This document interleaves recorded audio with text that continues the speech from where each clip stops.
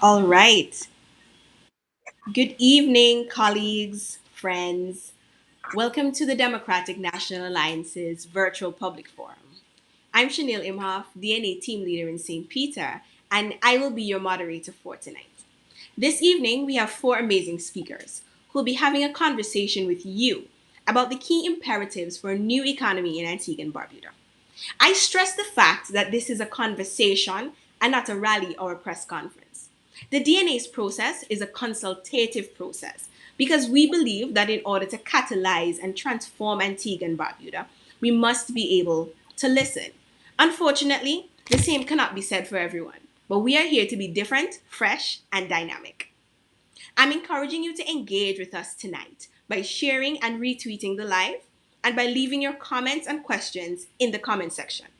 If you're joining us via Twitter, use the hashtag DNA268 to join in. We want to hear from you. If COVID 19 has taught us anything, it is that we must transform our economies, directly empower our people, and make data driven decisions. Before we get into it tonight, or at our first virtual public forum, we'll have a few words from our political leader, Ms. Joanne Messiah. Welcome, Madam Leader. Thank you so much, colleague Chanel, and to all my other fellow panelists for this evening. Allow me to say, friends, DNA colleagues, well wishers, supporters, comrades, brothers and sisters, welcome. I am certainly very delighted that you have joined with us this evening in our conversation and our consultation, as the moderator has said. And to say to you and to remind you that in 2007, in what we consider to be a bold and unprecedented move, we launched our new, fresh, and dynamic political party, forged for the people, by the people. And I want to assure you that this is our very first public forum, and it will be an ongoing conversation and discussion with you. And we look forward to hearing from you. Share your comments, share your questions, share your criticisms, because we welcome you all. I think I may have just said a little faux pas, and it was 2017 that we launched the DNA. So sit back, enjoy, participate, and learn about more about the DNA. Thank you so much, Madam Moderator. Thank you so much, Madam Leader. Drop some applause emojis in the comment section below. We are encouraging you to engage as much as possible. So, good night to the persons who are joining. Mike has the very first comment. You should give him a prize. Thank you so much for joining us tonight. So, we're going to get straight into it. Now, before Madam Leader spoke, I talked about how important it is to make data driven decisions. And our first speaker tonight, which is actually our guest tonight, is Mr. Dylan Patterson, an Antiguan living in the diaspora who's a scientist and a dedicated educator. Dylan W. Patterson holds a Bachelor of Science degree from the University of Stony Brook and a Master's in Science Education from Brooklyn College. He has over 25 years of combined experience in the fields of scientific research as a research scientist and education as an NYS licensed science teacher. His past experiences include work as a cell biologist with EZEM Research Labs, Rockefeller University Research Labs, SUNY Stony Brook University Research Labs, and Harvard University Research Labs in conjunction with SUNY Stony Brook University. He is currently employed as a high school teacher of human biology and environmental and marine science. He has served on numerous curriculum development committees. As a dedicated educator, he also creates and facilitates new teacher development workshops, training sessions, and has served as a mentor to numerous student teachers and new teachers. Additionally, Mr. Patterson is a licensed investment advisor and representative. He has over 15 years of experience providing financial planning and investment advice and education to clients. His years of experience in both the research lab and classroom, along with many years of professional development as an educator, have truly broadened his knowledge and expertise in his current and most enjoyable role as a public speaker in the science classroom and financial seminars. Mr. Patterson describes himself as a passionate, lifelong student learner, lover of science, and seeker of truth. Good night, Mr. Patterson. Good evening, ladies and gentlemen. How's my audio? Is my audio good? Yes, we're hearing you.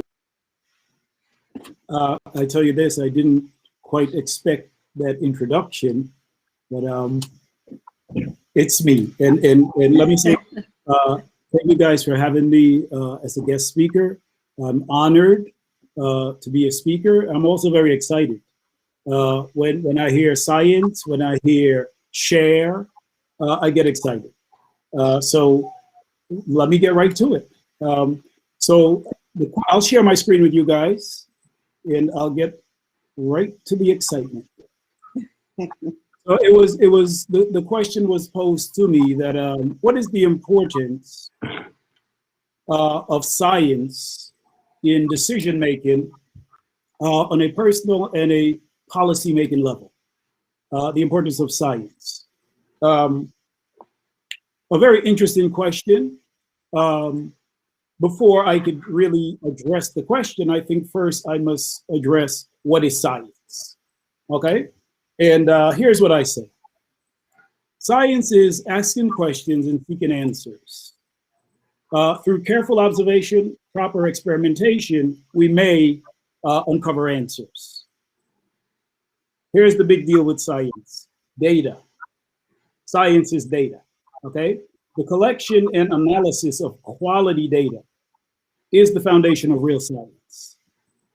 But at the same time, just as it's important for me to say what is science, equally or maybe even more important is this question right here. What is not science? So let's take a look. Science is not opinion. Science is not emotion. Science is not hearsay. Science is neither bought nor sold, okay? Science is not superstition. Science is never, ever one source. Science is not biased. Science is definitely not politics. And probably most important, science is not the scientist.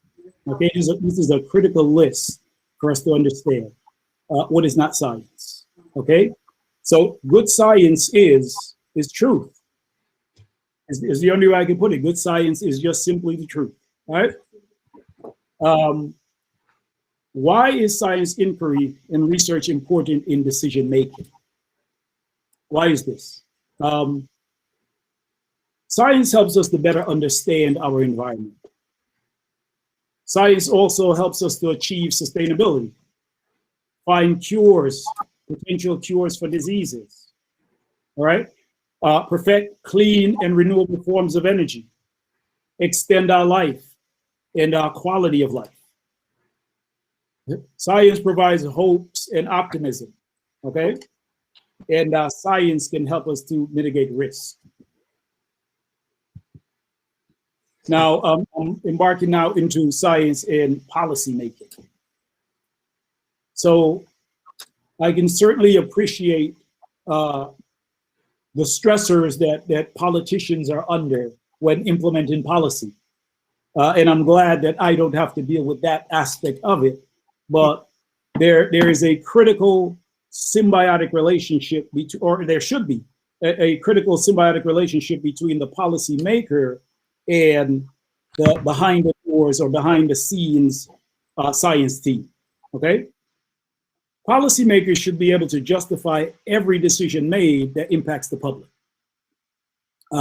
Scientific inquiry should be the foundation of good policymaking, especially if those policies are in the area of public health and safety and or environmental health. I think you'd agree with me, okay?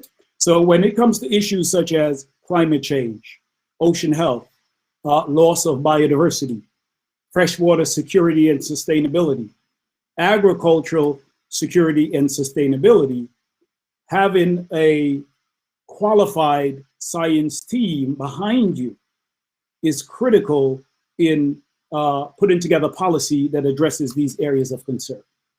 At the same time, I've got to throw this in. I think this is a wonderful opportunity to incorporate the youth, children, into policy making, not the making, but the science behind policy making. Here is a wonderful opportunity to identify kids that have an affinity for science and math and help to further develop that love that they have for math and science. Provide scholarships for them, because those kids, as they become young adults and adults, will become the science team that's behind the data needed for good policy making. Okay? COVID-19.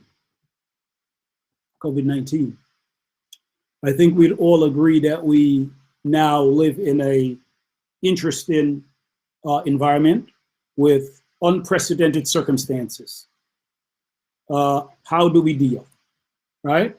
So responding to the COVID-19 crisis with policy based on data that is supported by scientific research is key to both preserving lives, maintaining good public health, and then, of course, returning to socioeconomic activity. The science, the data is absolutely necessary in order to both produce and implement policy. Without the data, I mean, it's just basically a crapshoot. It's a gamble. So now COVID-19 and public education, I discuss.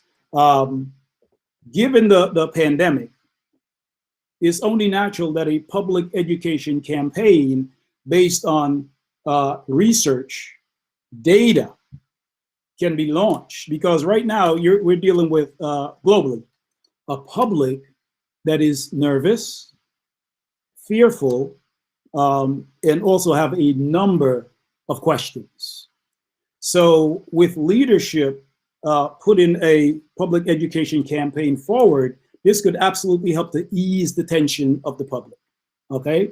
I believe that some basic questions that should be asked individually, especially, not just policymakers, but me and you, the individual, should ask certain questions. What is a coronavirus? Okay, and in March, these are the questions that my circle embarked on. When March 2020, when the pandemic started, these are some of the questions we embarked on to say, okay, let's get educated immediately. With all the titles that I have, the most important title of me is that of dad. So I have to say, okay, what is the coronavirus? Okay, what is the survival rate for COVID-19 infected individuals? What is a PCR test? And I encourage everyone, because in all of us, there's a little scientist, in everyone. As long as you have asked the question and seeked out an answer, you're guilty of being a scientist, okay? So these are questions that I feel each individual should go and research themselves, not just leadership, right? What is a vaccine? What is in a vaccine? Now, that's a question that if you ask that question to yourself and think about it, or you ask someone else that question, you'll get either silence, or they might say, well, it's medicine. Go investigate. How long does it take to make a vaccine? That's a reasonable question that each of us should go and investigate, okay? What is in a COVID-19 vaccine? Reasonable question for both policymakers and the individual. How long does it take to make a vaccine? How long did it take to make the COVID vaccine? These are reasonable questions. Now, the issue of implementing policy with regards to the COVID vaccines, and I've heard the discussion on both sides. Should the vaccine be mandatory or should it be an individual's choice? Well, someone may say that we are in a global pandemic. It should absolutely be mandatory. That is the argument or the position of some individuals. And then you may have other individuals that say, well, let's not panic. Let's take a look at the mortality rate. What are the mortality rates for individuals infected with COVID? Another question that I believe we should go and look at, both the policymakers and the individual, is, are the vaccines FDA approved?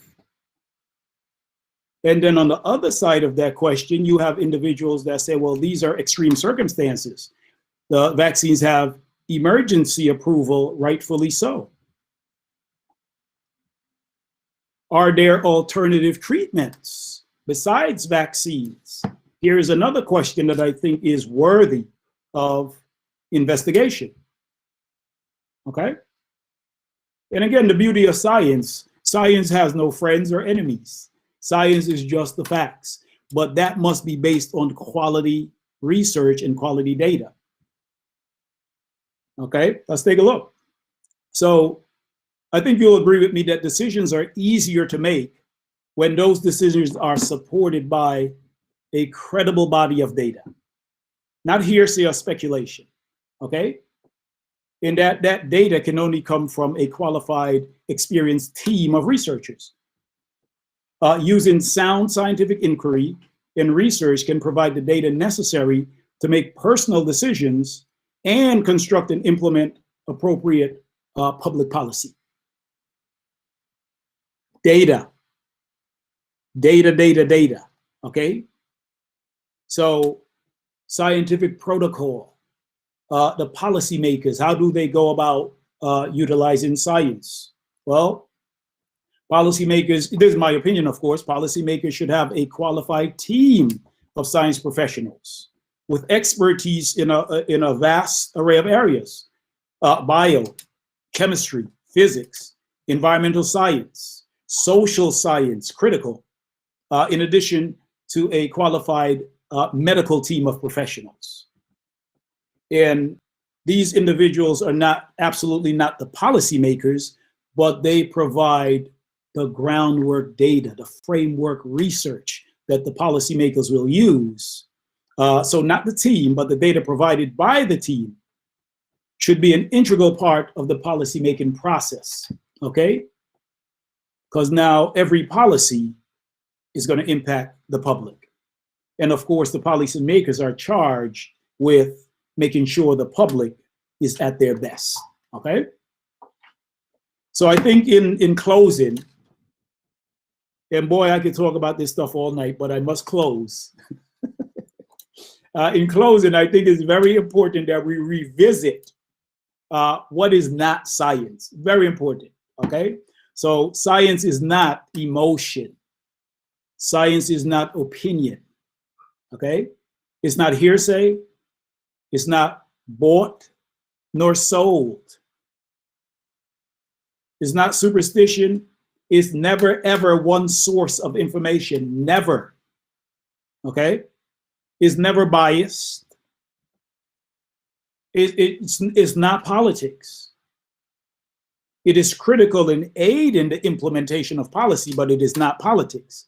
And most important, science is not the scientist.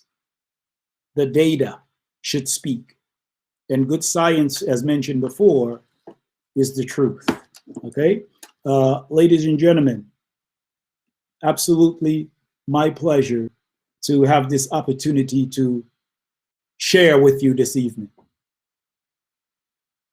Madam Speaker, I turn it back over to you.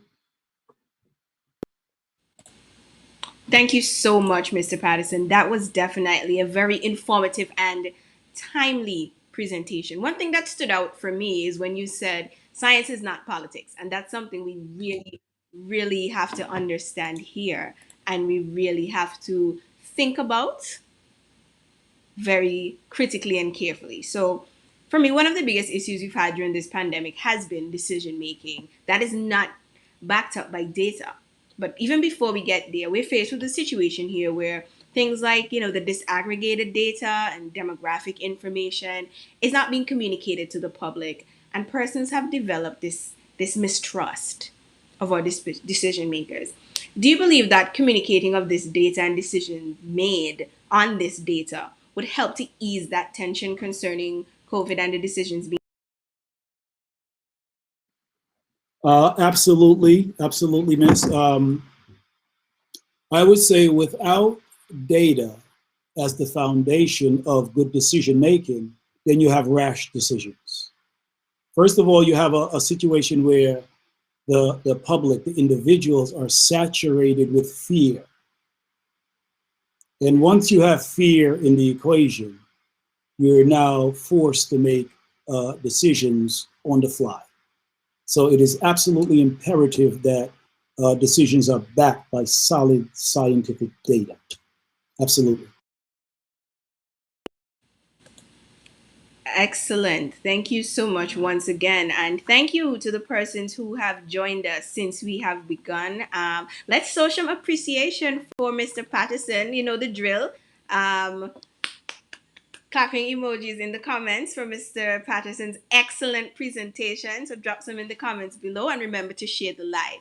If you have any questions, please feel free to send them in the live on the comments. And if you don't want to send in the comments, you can always direct message us on Facebook or on Twitter if you are joining us via Twitter. So to our remaining panelists, do we have anything to add, anything to say concerning Mr. Patterson's presentation?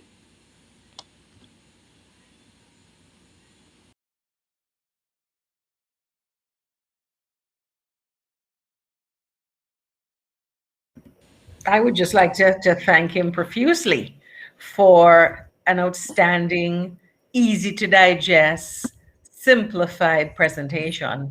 And I trust that those persons who have joined us share that opinion.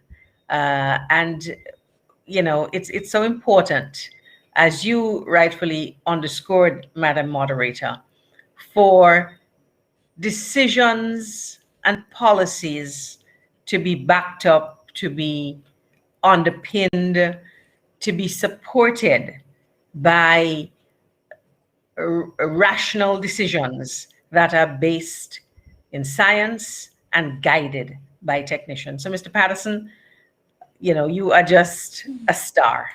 Thank you.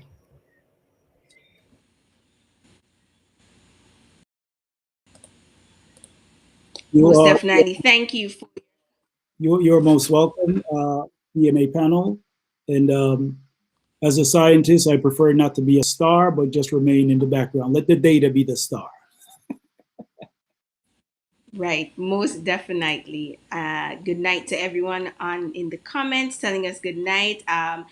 Nice job, Mr. Patterson. DNA all the way. Blessings. Excellent, Mr. Patterson. Of course, we have our clapping emojis in the comments. Good work coming from Susan. So great reviews all around Mr. Patterson. So thank you once Madam, again for joining us Madam tonight.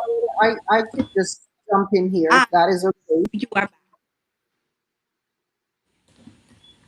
Did you respond? Or I have the floor? Sure thing. I'm hearing you. Yes, you Okay, do. I wasn't hearing your speaking before. Yes. okay. I also wish to join with the listeners, Madam Leader, and yourself, and thank Mr. Patterson for his excellent presentation. Now, I think it is important for us to let the public know that as a political party, we opened tonight with the comments of a scientist and of Mr. Patterson for a reason. And that is because the DNA continues to espouse perhaps, something that looks like a new idea in Antigua and Barbuda, because I personally feel it's not encouraged enough. And that is constructive thought, constructive analysis, and constructive interrogation of issues, whatever they are. And on the issue of COVID-19, one that is so personal, so real, so potentially life-altering and life-ending, I have sat, from my vantage point, and I have been particularly disappointed in the level of educational interaction, outreach, and involvement that the government has allowed the people of this country. Now, I appreciate that as a scientist, Mr. Patterson will not comment on particular political issues. But I just wish to underscore the fact that when questions are indeed asked, some of them he did ask himself tonight in the PowerPoint, which are all reasonable questions and worthy to be asked. And some of the questions are what any right-thinking citizen would ask. But I would say that in this particular environment, it seems as though we have developed a poor culture of just accepting what is put before us. And I say that pertaining to everything. I understand that Mr. Patterson will be with us perhaps for another 10 minutes so that he can get some feedback from the listeners and viewers before we can jump into some real political analysis. But I just wish to say, as we're opening tonight, that on the issue of the management of COVID-19 in Antigua and Barbuda over the last year, and if I am to use the scientist that is amongst us today, his yardstick that he has shared with us tonight, then I think that categorically the people of this country should have many questions to ask. And we would have seen, as things unfolded, the mismanagement of an issue that, because of its complexity, required data, right? And proper analysis to guide decisions. We would have seen that over the last year, rationale, the reasons why decisions were being taken were not particularly shared with us. And Madam Moderator, you would have pointed out that over the months, a level of distrust, arose within the population. And it is these types of risks that data-driven policy mitigates against. So I will just start with that this evening and leave the floor. Most definitely, most definitely. So we have heard from two of our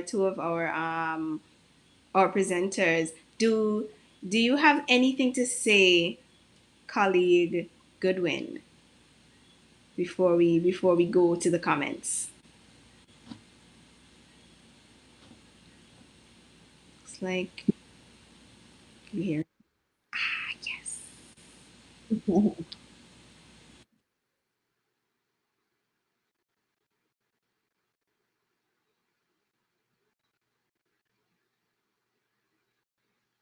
Sorry. Oh, you hearing me? Yes, we are. I'm being Loud and heard. clear. Yes, you are. Okay, very well. Sorry about the delay. I had a little problem here on my computer screen. Okay. Colleague Shani, thank you very much for inviting me at this point, and good night to everybody, including the listening audience, wherever you are. Of course, I am quite pleased with what Mr. Patterson has said from his scientific. I do believe, of course, that particularly when it comes to complex modern issues, a fact-based and scientific approach will always be the important and the correct and the winning approach.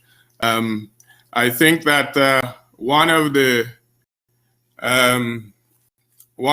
revelations that brings home to us, among others, is the fact that, and some of us have spoken about it over time, and we have noticed that this is an administration that has a problem complexity.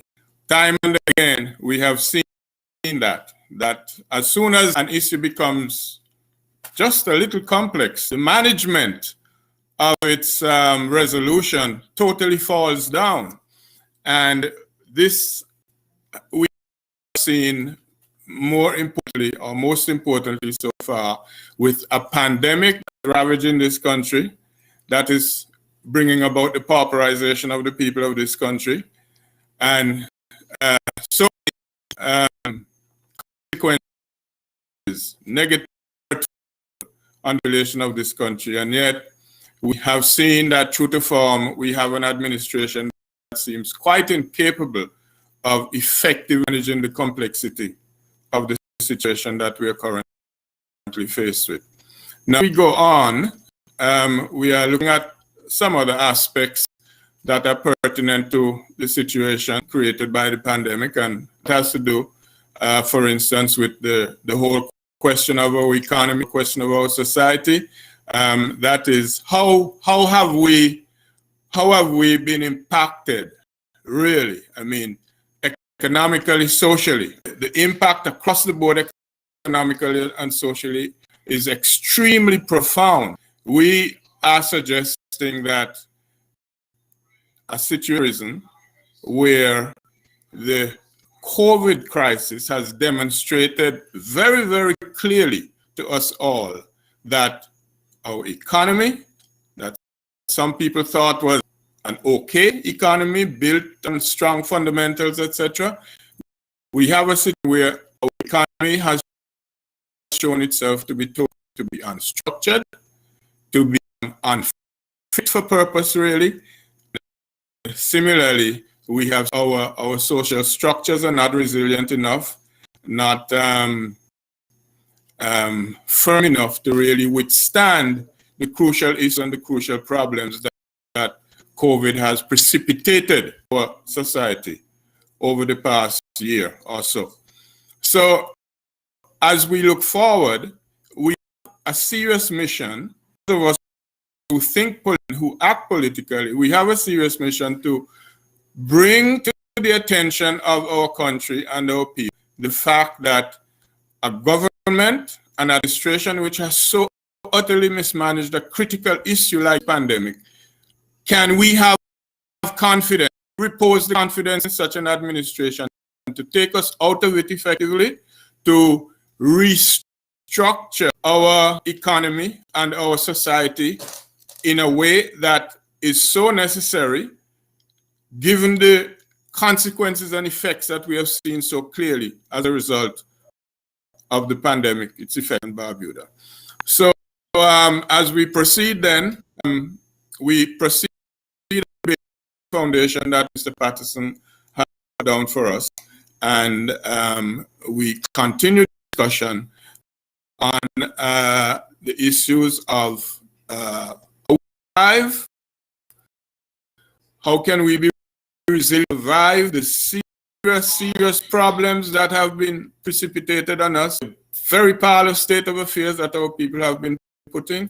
These are the issues that we want to look at some more. Thank you very much, colleague Chanel.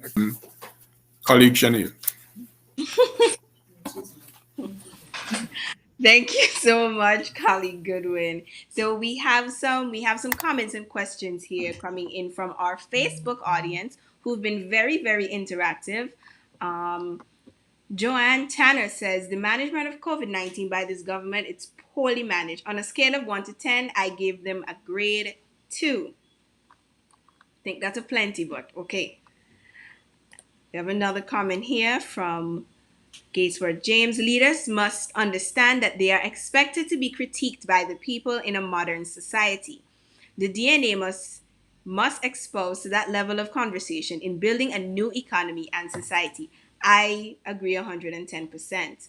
Looks like we have a statement/question here from Brian De Silvia, which says, in the absence of data, where we have such a unique and dynamic situation that we would not have experienced before, what would be the suggested approach at the initial stages, taking into consideration that the situation required swift action? I think that's an excellent question.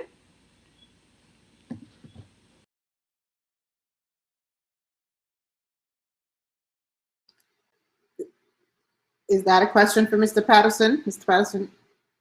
Oh, I was wondering if it was, and I was also hoping that it was. In the circumstances that we're currently under, and it is a global situation. This is not a situation that is unique to Antigua. It's a global situation.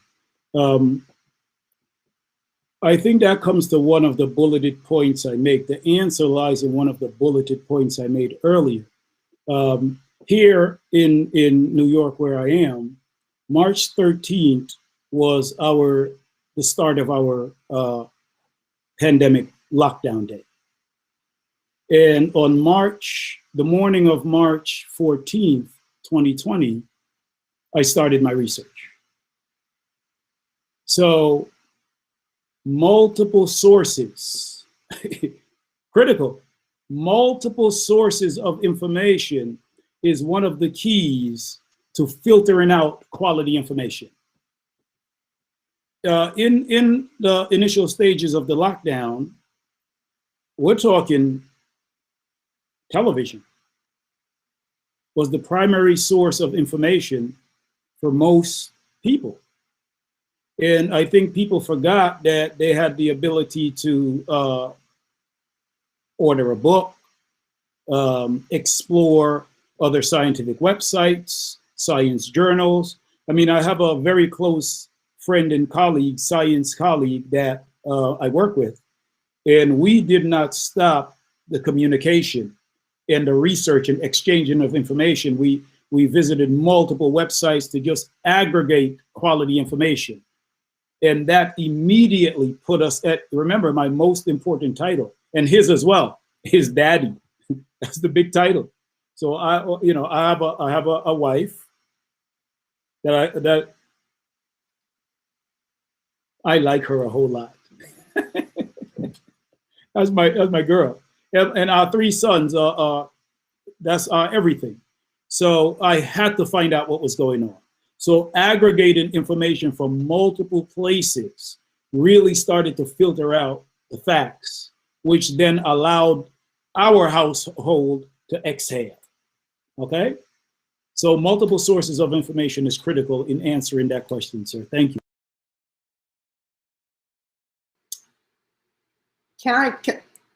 Madam Moderator, can I jump in here?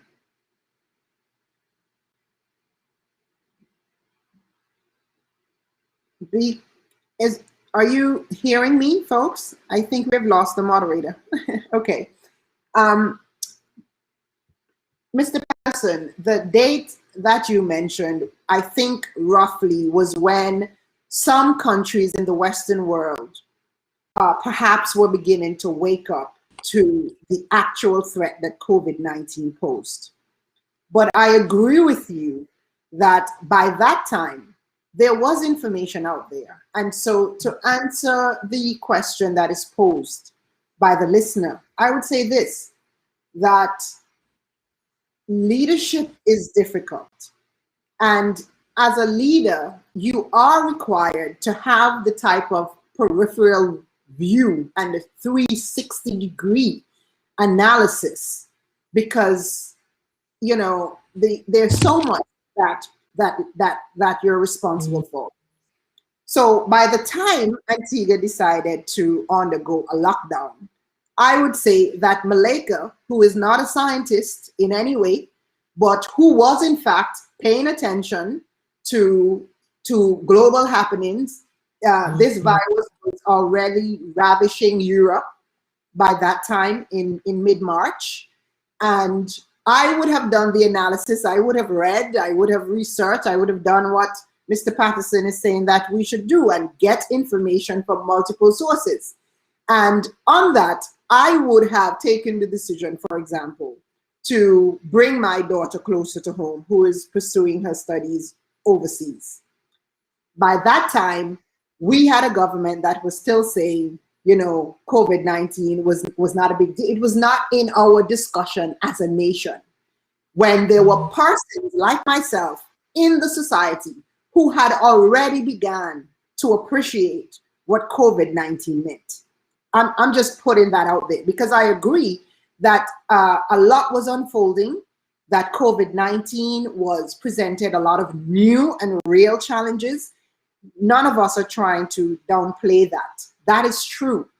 So the question then becomes that, knowing what we do know, and when we do know it, how do you assimilate data? And how do you assimilate information so that you are indeed being proactive in a lot of things? I mean, we're 1 year hence from COVID, and so I really don't wish to get stuck in the beginnings of COVID. But since then, there are so many things that we can assess as a nation. You know, for example, we had the double standards that existed for locals and tourists. They still do.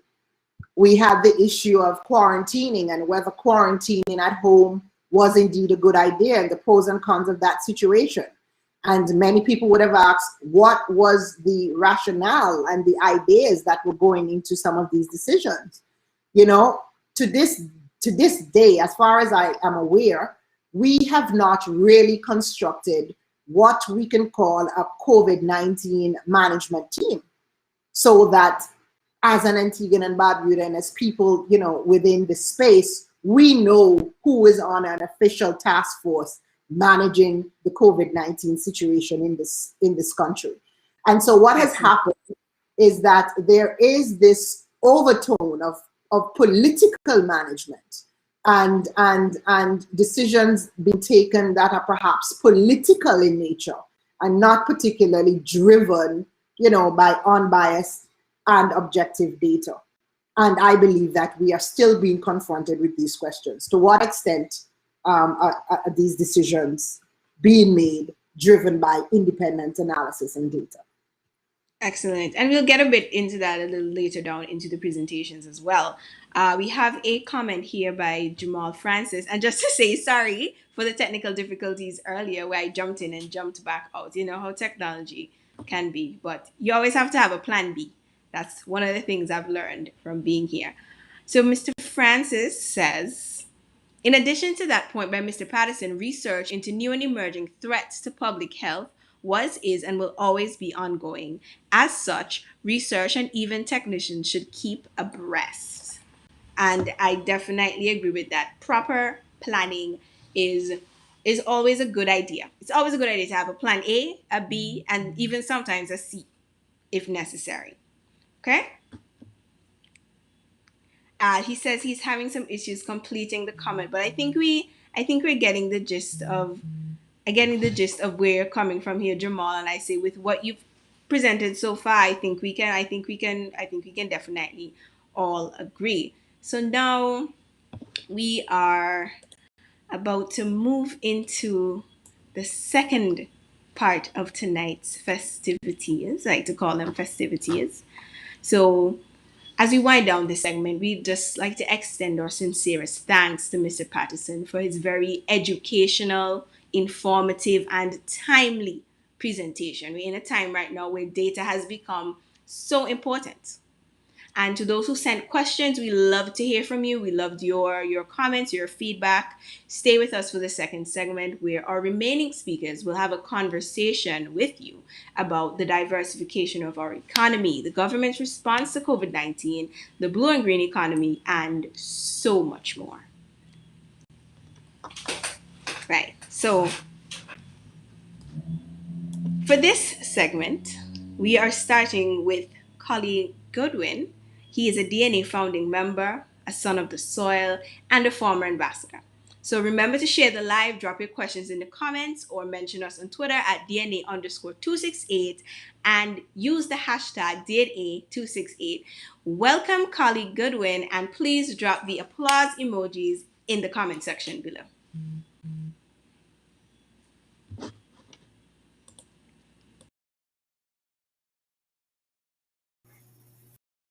Thank you, colleague Chanel. Are you hearing me well? Loud and clear. Am I being heard? All is clear. Okay. Thank you very much. Here I am once more.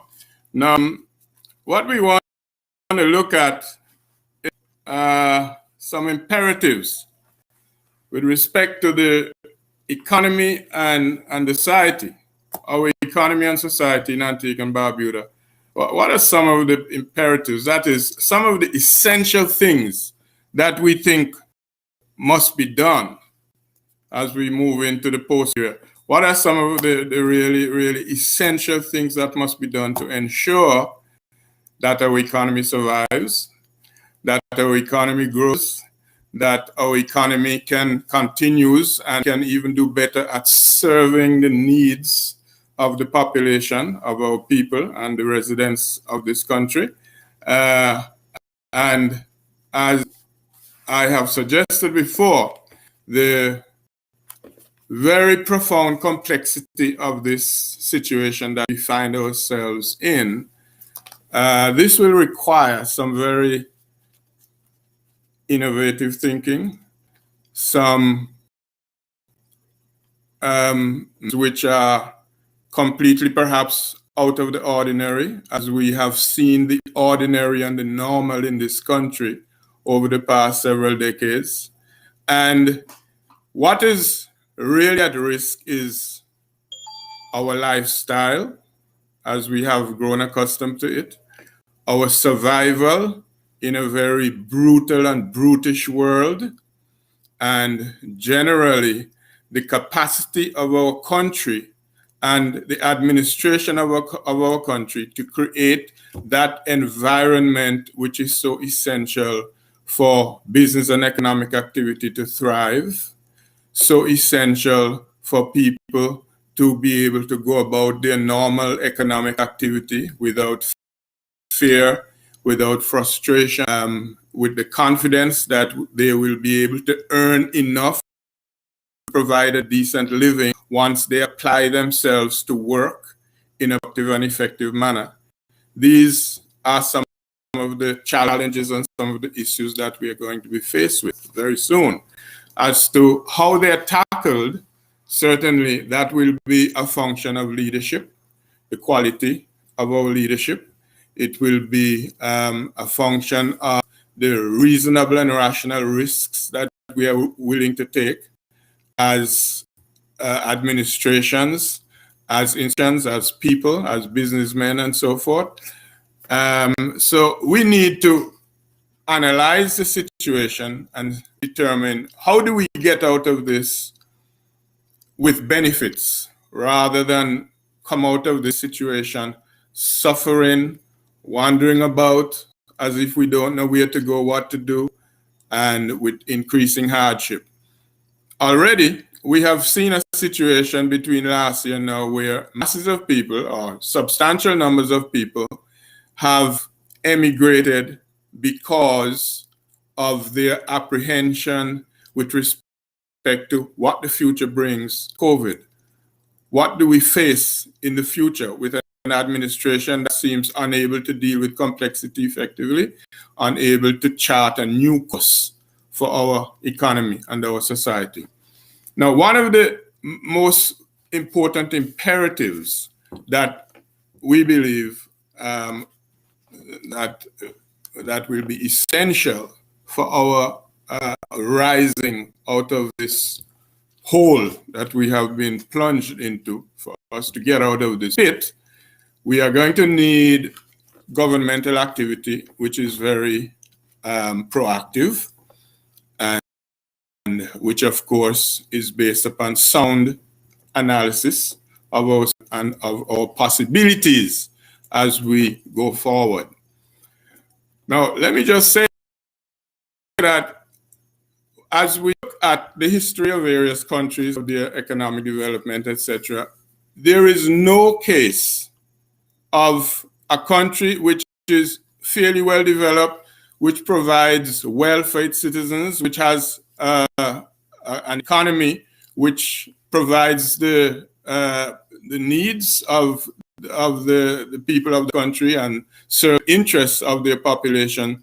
At no time at all did we have a situation in any country where that came about by chance,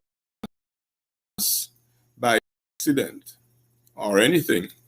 Always, countries that have built effective economies that are able to take care of their populations.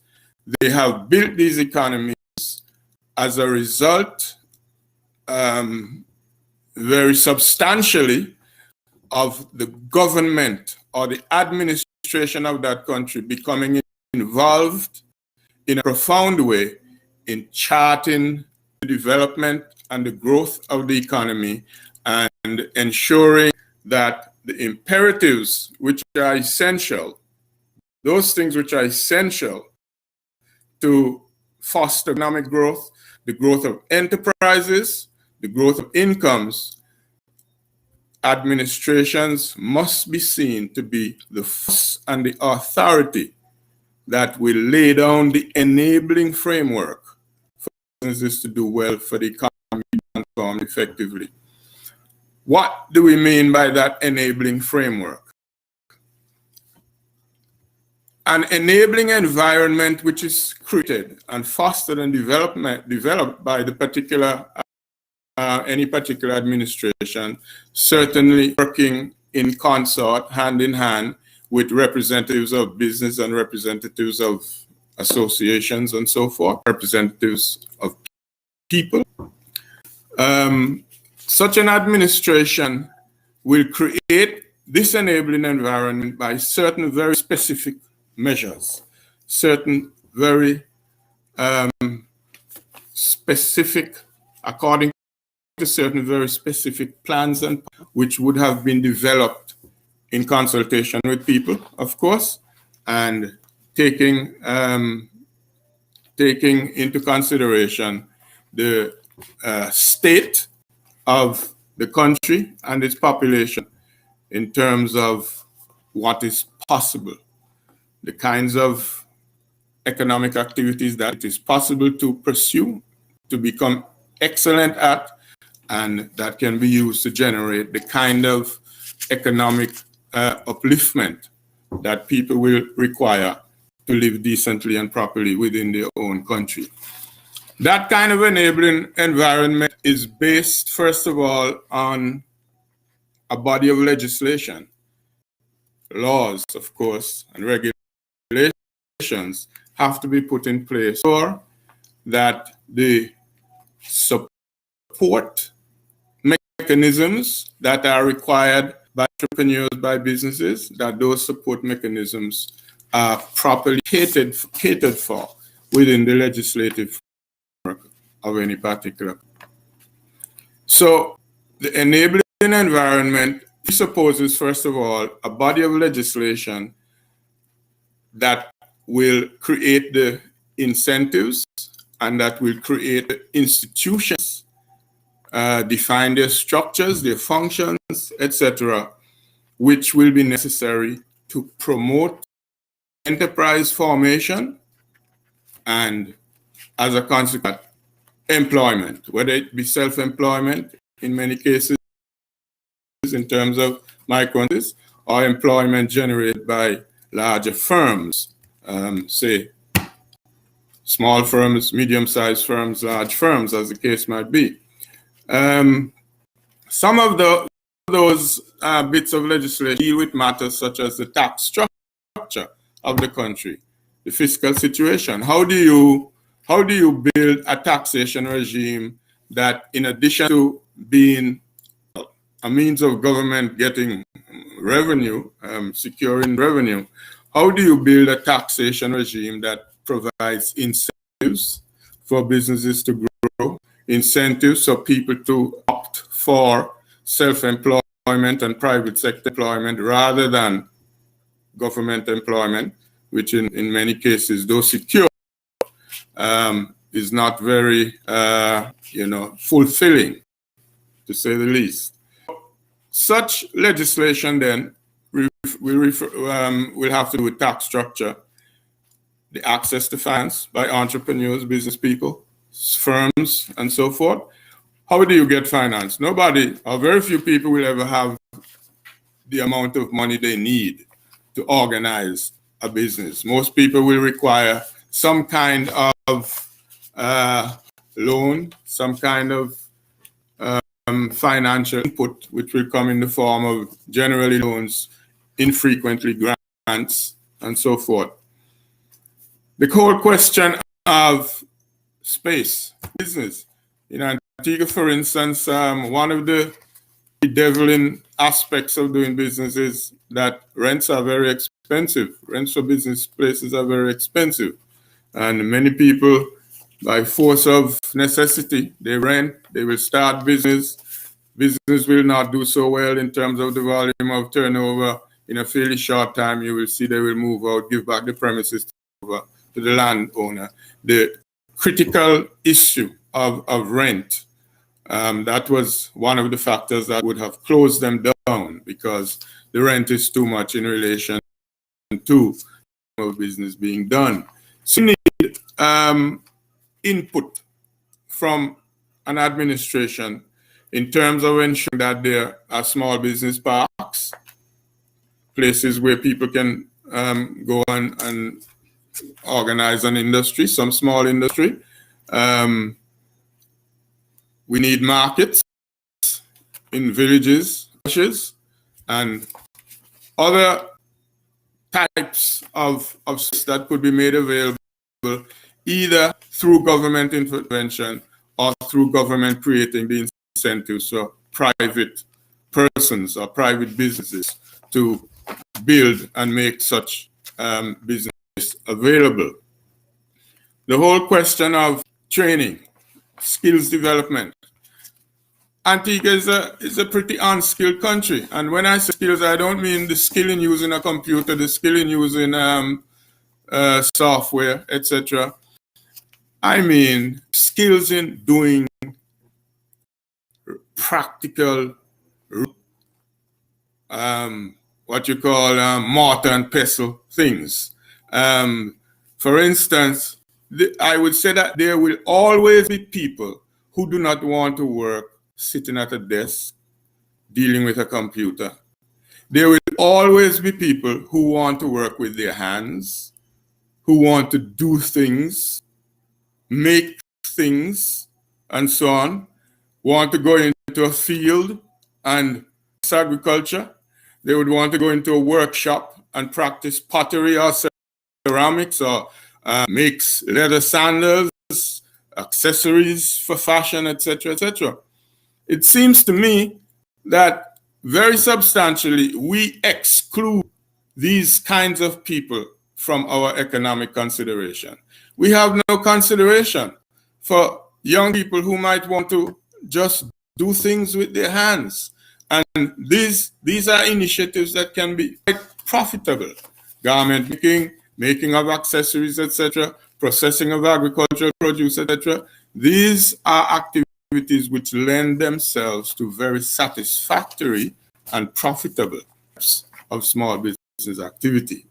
And we are saying that in as much as we have lost many of the skills we had in these areas, and we have not had the means of cultivating many of these skills within the new generations we have spawned over the past few decades, it is going to be really important for us, which is to say the administration country, it will be critically important for us to revive skills in these areas. Areas of handicraft, areas of light manufacturing, areas of agricultural production, areas of processing of food and ancillary products, etc. So this whole question then of the enabling, the critical input of government to create that kind of society where people will value the options of going into their own business and providing for themselves and even providing employment. This is very fundamental, very important imperative. Of course, government can also, by legislation, provide a market. Government is really the biggest customer for goods and services. The procurement, the volume of procurement for small government like we have in hundreds of millions of dollars per year. Now, where does this money go to? These are the questions we need to ask.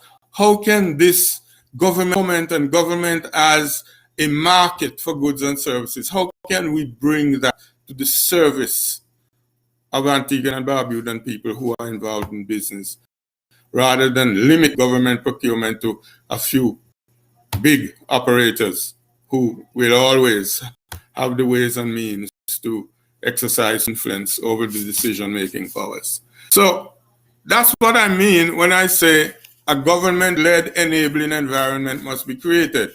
These are some of the features of that environment which will make it possible for us to develop a new range and a new diet prices to take care of the production of our goods and services, while at the same time ensuring a growth in employment and decent work for people who want to create it for themselves and for others.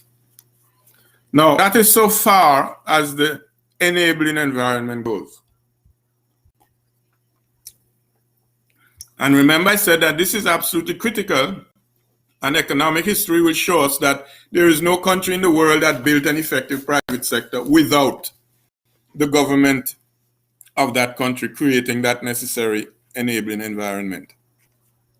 But in addition to that, we have a particular problem in Antigua that needs to be dealt with effectively as one of the imperatives to moving our economy forward, to creating a new economy.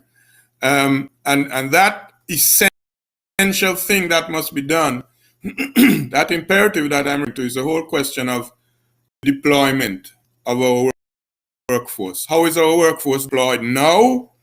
And how do we need to redeploy that workforce to ensure the position to create a new economy, a vibrant economy, an economy which generates profits for the people of this country?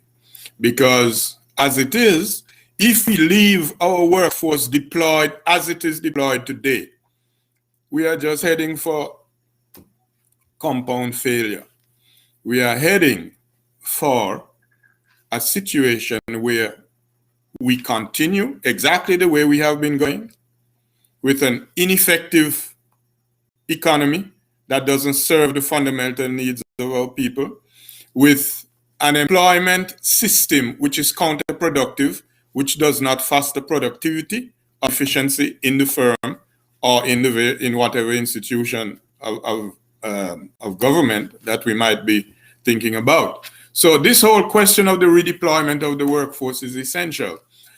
As is known, Antigua has the largest public sector per capita in the whole Caribbean. And let us confine ourselves mainly to the OECS, our particular subregion. Antigua has the most overstaffed, overburdened public sector. This cannot continue as it is. Let us consider how much is our workforce. Now, I didn't go into the details of statistics and counting numbers and all that sort of thing. I just wanted to have a reasonable, simple conversation on this matter of the imperatives that are required for a new breakthrough in our economic future and our society. And when we look at our workforce, the most that workforce comprises in Antigua is 50,000 people. Perhaps less. I know that Social Security has a much smaller number with respect to the amount of people who pay the Social Security, and that I suppose they might consider that those persons represent the formal sector, the formal employment sector. But obviously, their number, I think it's 30-something thousand, 36, 37, 38,000 people, somewhere in that area. But I'm using 50,000 just for ease of reference and for the purposes, I say, of this analysis. Now, government,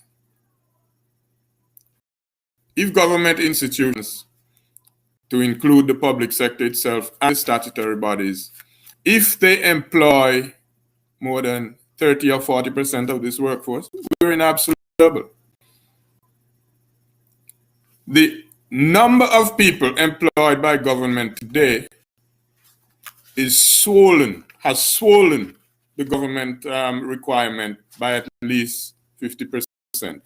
In other words, government is employing probably twice as much people as they really require for the work, to do the work that needs to be done. And most of the work that needs to be done in Antigua is not really government work, you know. And this is something that we really need to consider, because when we consider we have 20,000 children in our schools to teach, roughly, I suppose. Maybe 20,000, a little less. We have houses to build. We have food to provide our people. We have household goods to produce and to supply, etc. With all this work to be done, how is it that all those excess workers with the government system cannot employ to do things, to do practical, constructive things as their work on a daily basis? Why is there any unemployment in Antigua?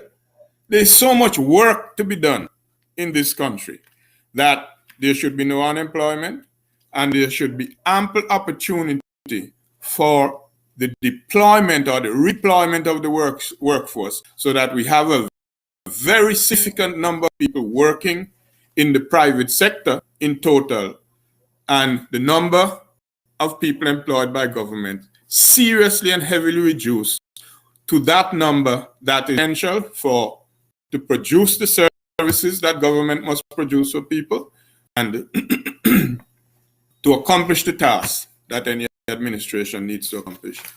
And it's very important, because the way our economy is skewed, our employment patterns are skewed right now, we do have where the problem of overemployment in government service inspires lack of productivity, very seriously so. Because we know you go into the government offices and you go in various rooms, you see half or more of the employees sitting around doing nothing productive. They're on WhatsApp, they're on Facebook, they're cleaning their nails, etc., etc. In other words, you do not have to do any serious analysis to understand that government is 50% overemployed, the government workforce. Now, what we have here, when we look at that as implausible, that a government will employ twice the amount of need. And we know there are reasons for that. There are cynical reasons for that. The whole question of patronage, the whole question of this false notion that every household must have one of its members in government service, and then that saves the household from penury and poverty. Of course, nothing is further from truth. And there is no way government can employ one person each every household, because there are almost 30,000 households in Antigua, you see. So what we're saying is that if we want to move forward into a properly structured, productive economy, government has to reduce its workforce, take the bull by the horns, do the right thing, reduce your workforce, cut it in half over a period of time, while ensuring that the enabling environment is there for people to create their own work, to create their own firm, and for the private sector to burgeon into a much bigger entity to employ the people that you might need to employ. So we're looking at, therefore, a private sector as indeed the true engine of growth. The engine builds the economy. And such a private sector must have some characteristics that are not to be seen in the current private sector. I don't want to go into great details, but just to say that such a private sector must be in Antiguans and Barbudans first, in terms of ownership and in terms of employment, you see? And once we can get the will coming from the administration, coming from the population, coming from the electorate, to really redeploy our workforce to structure our economy, it can be done, because being a fairly small country with a fairly small workforce, and given the the impact that we can bring from modern technology, these things can be done in a very short time, you see. And we are looking at a period of 5 years to really rectify most of the glaring problems of our economy and society. Because we are saying with competent leadership, with people who understand how things are done and how to do things, with leadership like that, in a 5-year period, we can indeed deploy the workforce effectively. And in the private sector, we are looking at new structures like cooperatives, producer and service cooperatives, which have not been big in Antigua at all, but which are so essential as instruments and engines to put, well, people who are not very well off financially, to put into business. The cooperative is an ideal structure to start with. So then I know that my colleague Malika is going to have something to say on the reconceptualization of work, which is another imperative. I won't say much about that, only to say that this whole structure and concept of going to work from 8 to 4, Monday to Friday, and you sit down in an office and you do nothing if there is nothing to be done, and your children are at home and nobody is there to supervise them, etc. That cannot work in the modern age. Okay? We need to reconceptualize work, labor, as it were, and bring the most value that we can extract from our labor, ensure that that value is properly extracted and properly shared among us all. So I'm going to leave Malika to say some more about the reconceptualization of work, which is so dear to us as a concept, so important to us as a concept, because particularly the lessons of the pandemic have shown us that work, as we are accustomed to, is no longer viable and is no longer necessary. So let us really go forward with some of these innovators, ideas which many people will scorn as being impractical, not working, but we need to understand that if we are to go beyond where COVID has put us, we are a pauperized country right now. Antigua is full of poverty. Antigua is full of unemployment. Antigua is full of hunger. We are going to move beyond this extremely dangerous, socially dangerous, explosive, and powerless situation and learn the lessons of COVID and understand what proper and daring and bold leadership means in terms of restructuring our country, moving beyond the situation that we're in right now. These are things we agree on and understand and approve as a people. We cannot continue to sit around and just be suspicious of everybody. And everybody who wants to come into leadership, oh, you start to curse and abuse them, and you say the worst things about them, and you have them in the greatest suspicion. And all you want to say is that, only one set of people can run our country. Maybe it's only one set of people who can ruin our country, because our country is in a state of absolute ruination right now. So let us look at these highly innovative, highly creative imperatives that we in the DNA are thinking about and that we are sharing public tonight, and let us all agree that we have to join hands and move forward together if we want to save our country from more sufferation and disgrace than we have right now. Thank you much, Chanel. Thank you, colleague Bruce. That was definitely very, very informative, and you caught me there with the ruin our country. That is a big laugh from me over here. And I see Madam Leader and colleague Malika also enjoyed the comments. And not only did we enjoy the comments, but we have a lot going on in our comment section here. So Dave says, well executed. Thank you so much, Dave. Denzel echoes those sentiments. Andre Joseph is saying, very enlightening. Happy to see the bar being set at a higher level. Watch it. We might get used to this kind of engagement. And that is the plan. That is most definitely the plan. This is the level of discourse and engagement that you can always expect from the Democratic National Alliance. We have a few more here. We have a question here from Brian. Brian says, do you agree the parameters and requirements by the entrepreneur Development Fund, EDP for short. For example, the Prime Minister's Entrepreneur, Development Fund should be very different to our commercial banks. Shouldn't these loans be more enabling?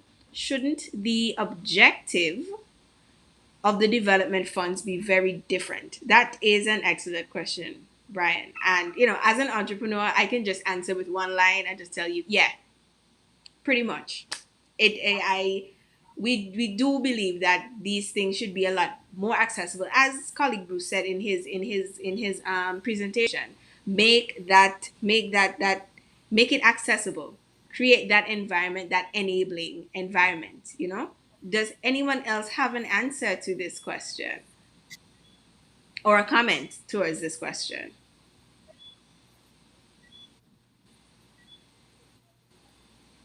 What unmuted? Was the question about funding, and Yeah, the the conditions under entrepreneurial which money development. is lent to business? Is that so? Yeah, Yes. Well, specifically the of course, entrepreneurial development. that is exactly what it is exactly what we're talking about. Because you want to create an enabling environment. That is an environment that makes it possible effectively, fairly easily, without too many burdens. We do not have, apart from the credit unions that have a fairly friendly loan policy and that do very well in funding their members with their endeavors and so on and so forth, we do not have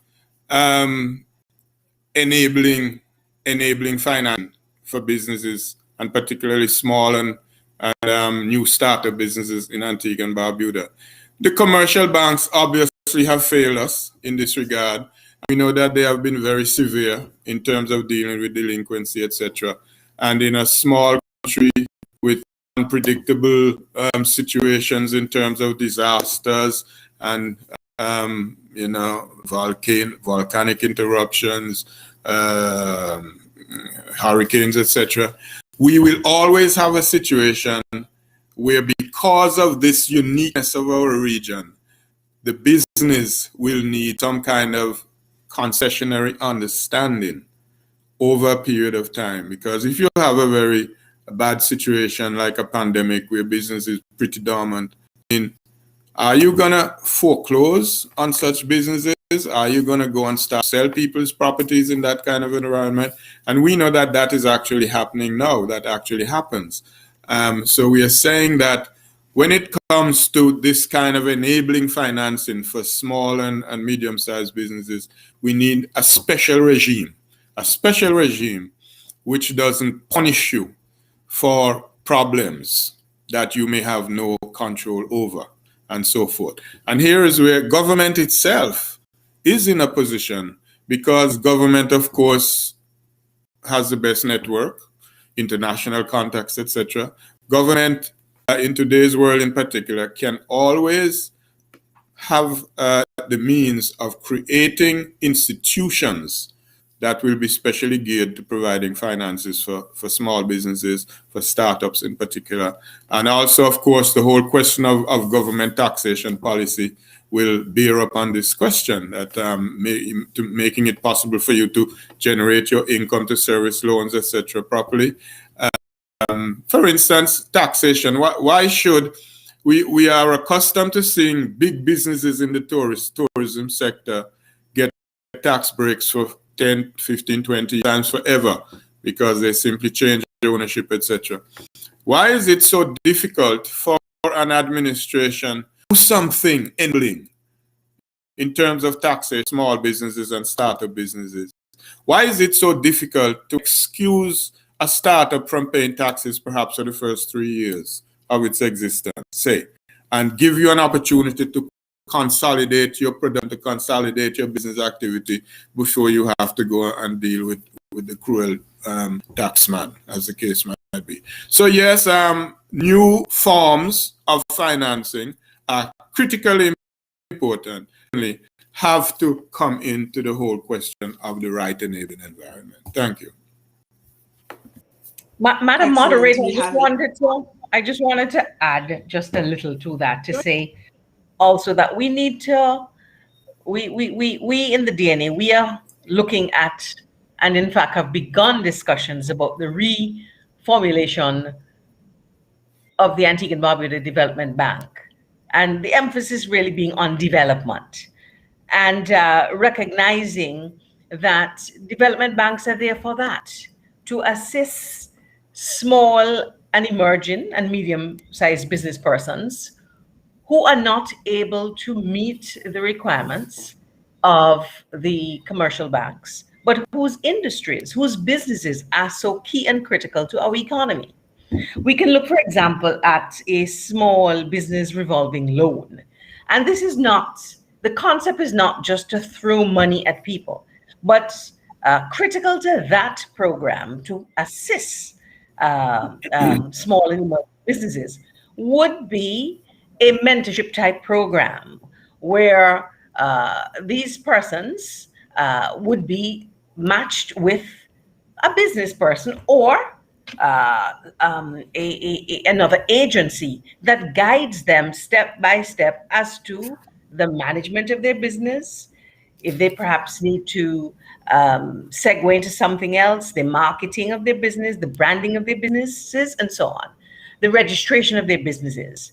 And when colleague Bruce was speaking, when he spoke about the slew of concessions being rolled out for foreign direct investors, I really must remind and emphasize here that the DNA has developed a concept of LDIs, local direct investors, where we too will lay out a red carpet of concessions for our local investors at different levels, at different scales, depending on the nature of the investment. But the end result always is to ensure that our people here in Antigua and Barbuda, our broad range of the people who are invested as business people, are able to enjoy a greater share of the economy.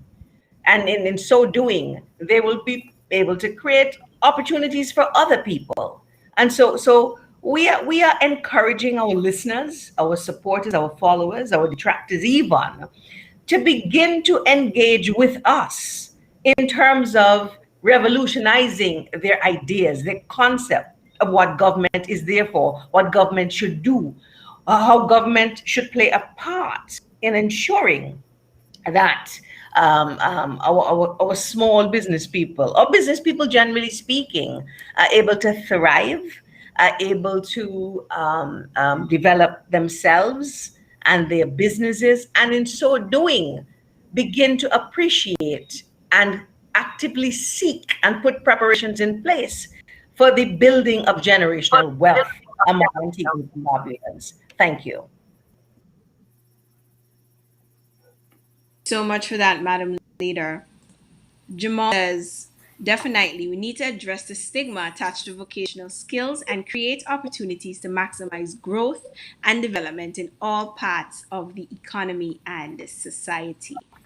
And Denzel is agreeing with him, saying, I agree, it's killing future generations from seeking jobs here. And that is 110%, 110% true there. And Mene says, yes, too much innovative minds are going to waste. And just one more before we get to colleague Malek, we should stop relying on tourism and tourism related business ideas too much. It's unbalanced and risky. Away with the dependency. Definitely a good contribution there. So, colleague Maleka, she is a Okay, Chanel. hi. Should I? Okay. I think you look like Yeah. you. Now you know the technology. Yeah. The technology, but you Our you can developing, definitely do in our yourself developing justice. country, in our developing country. Yes. You know Thank how you. you're Thank you. Thank you, colleague Bruce. I know that I think we need to remind the public that this is indeed the first of many engagements because we will not be able to cover everything that needs to be covered and said. But the idea of us having this discussion about the new economy and the new society is important at this time. Why? It is important because COVID-19 has indeed exposed and laid bare a lot of our shortcomings, inadequacies, failings, and our gaps in many institutions and even within society as a whole. COVID-19 has done that. But COVID-19 as well presents many opportunities. And we in the DNA like to call COVID-19 the Great Reset. So COVID-19 has acted as the Great Reset and has presented us with an opportunity to reimagine, redevelop, restructure, reposition our country, right? The economy and our society. And we're having this engagement because our government is not really having this type of discussion with us as a people, preparing us for a post-COVID-19 reality. Currently, I think it is fair for us to say and to admit that we are indeed facing social decline. We're seeing issues related to corruption, double dealing, real conflict of interest being rampant in our country, and they're going unchecked. Is this apathy that the people have developed? Is this fear? What is it? Antigua and Barbuda today has one of the greatest differentials of wealth inequality. That means that in Antigua, we have less people being rich and able to survive, and more people being poor, right? 1 to 2% of our population are flourishing, while we have a shrinking middle class and poverty is growing, right? It is fair to say that we are indeed perhaps tinkering on the brink of an economic collapse. And I'm not an alarmist, but this is where we are.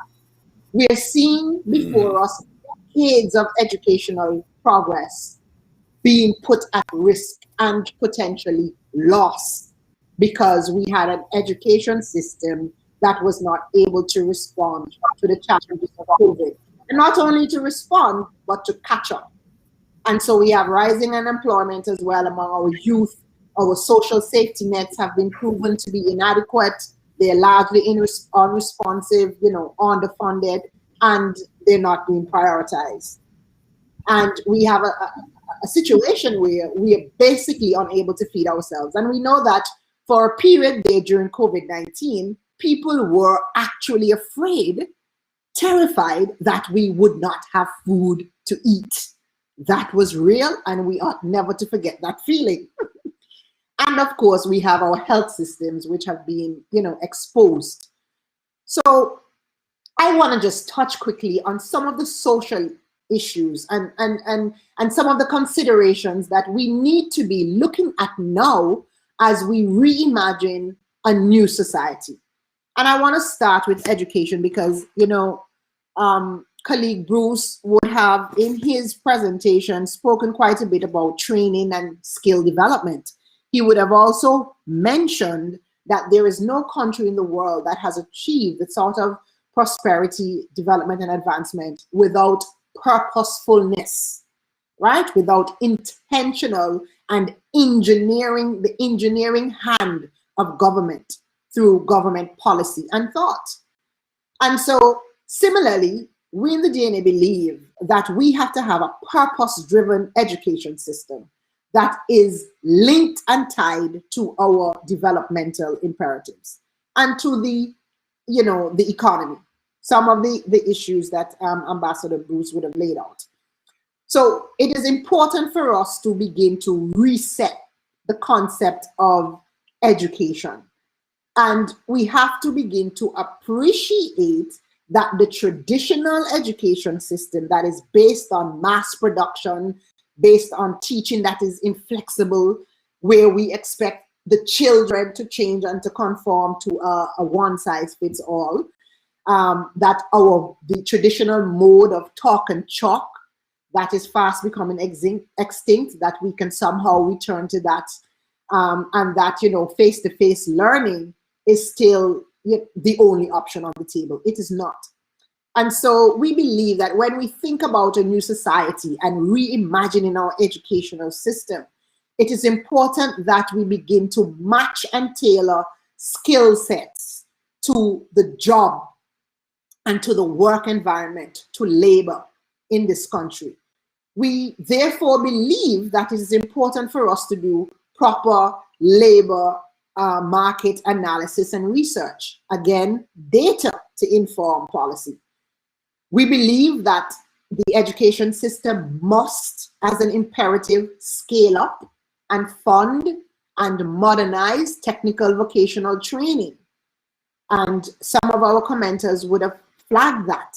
The need for TVEC to be front and center, that we are now not only relying on an academic or grammarian-based educational system, but that we are beginning to prioritize and perhaps in some areas preference skills development.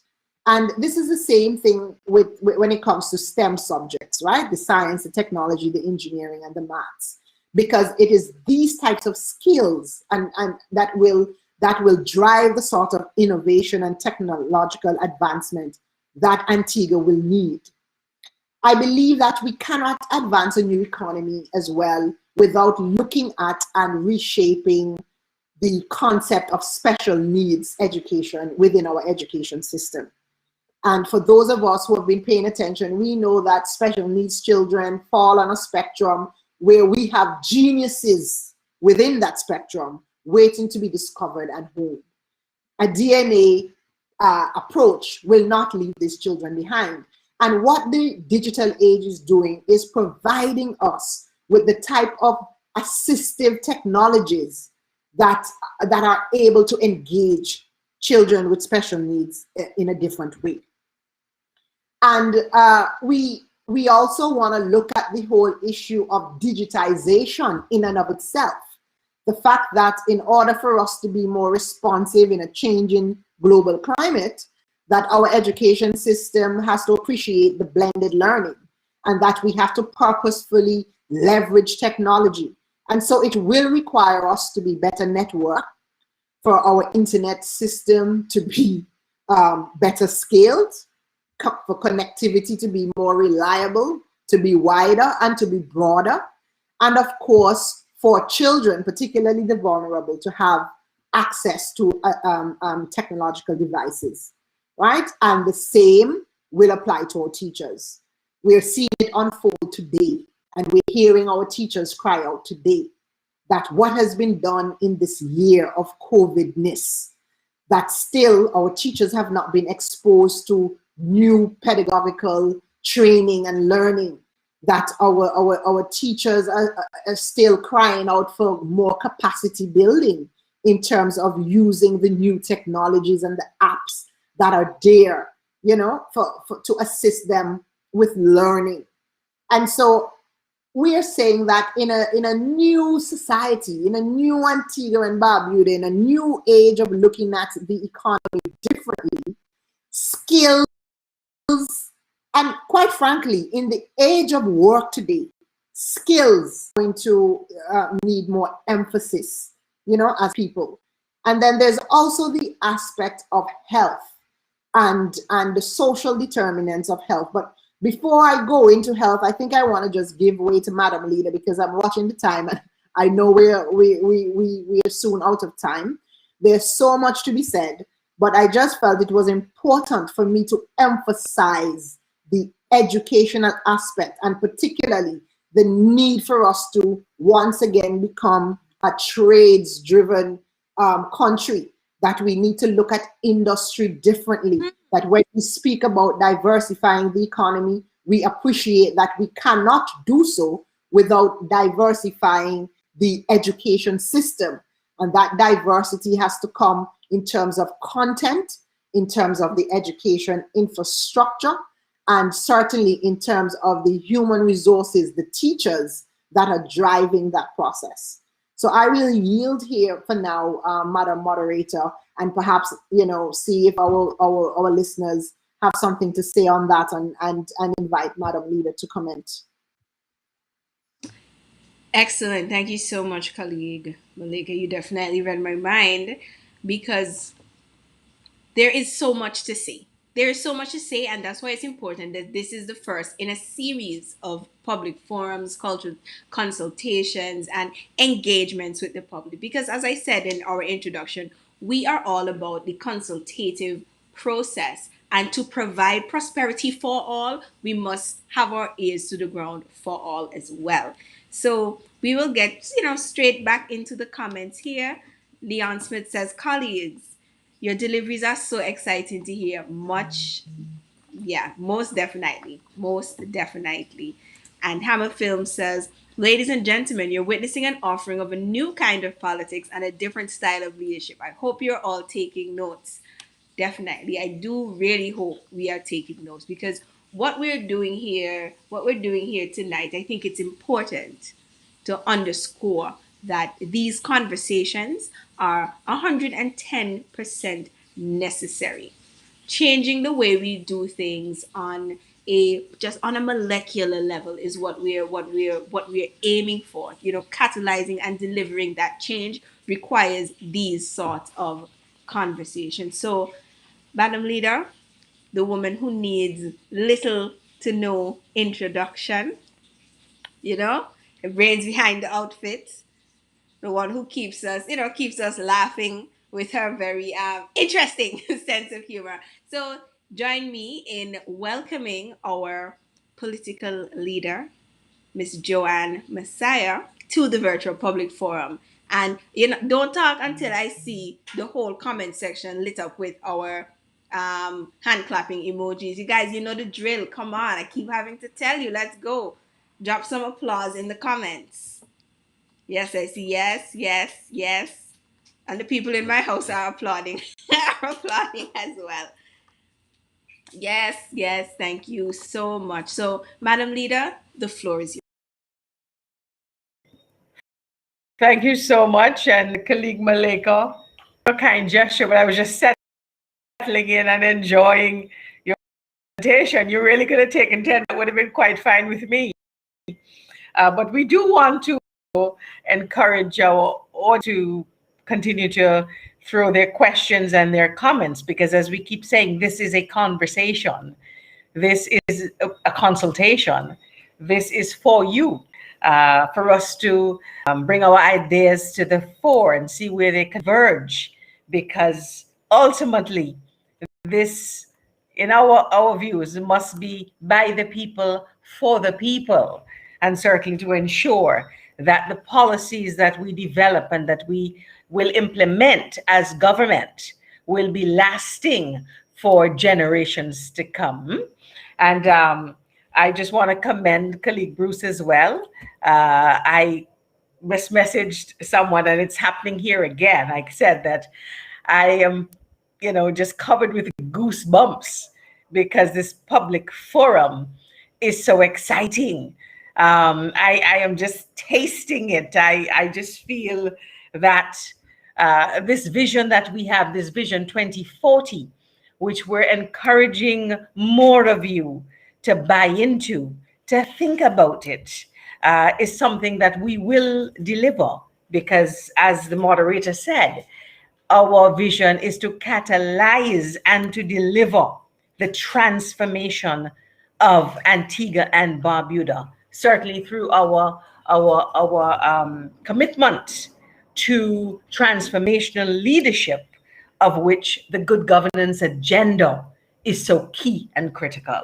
So with those, I just want to continue the thrust of the discussion and the dialogue, and to say that, there's so much that I want to say, and I'm not sure that in this forum I will fully delve into agriculture and the blue economy, which is what I'm also supposed to speak about. But I'm watching the time, and I know you will join us again when we come back. But as just to keep in line with the two foregoing speakers on the concept of the economy, the education and educational system and how we must reconceptualize education if we are to indeed deliver on this 2040 agenda. And briefly, let me say the 2040 agenda really is a concept that says we cannot engage in meaningful planning and implementation of policy unless we plan long term. So we have to get to a place in Antigua and Barbuda when we say to persons vying for office, we do not want a 5-year plan. We do not want our future or our economy to be pegged to any electoral cycle. We want to see something long term, because without long term planning, young people will not know, will not be able to make the best informed choices as to careers, that our notion of what needs to be done in our educational curricula will not ever be delivered. And so think 20 years, implemented in 5-year slots as well. And with our 2040 vision, we're saying, listen, yes, this is for the people, but we want broad buy-in. We want the people themselves to demand of every political party or person seeking political office that they buy into the idea of long-term planning for us as a people, for our economy, for our society. And so I'm gonna in that thrust speak about our tourism product and how the DNA views that product, which I think it would be an understatement to say that it needs refreshing. We say what it needs is diversification. And diversification, as I said earlier, underpins everything we do in the DNA. And so for those of you who may not know, Antigua and Barbuda literally stumbled upon tourism approximately 75 years ago. And from our assessment and our review, critically, analytically, and honestly, tourism has never really been planned in a holistic way in Antigua and Barbuda. And so we recognize that for an industry as critical as this, which contributes more than 70% to GDP, we could and we must demand better. For example, when we speak about the diversification of the economy, I'm going to just tease you a bit with some of the areas that can be diversified within the tourism sector itself. Because we recognize also that with diversification, of necessity must come that reconceptualization of education, so that the tourism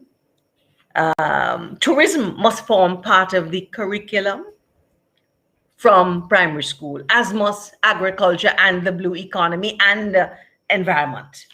Our young people must grow up, be schooled, be educated, be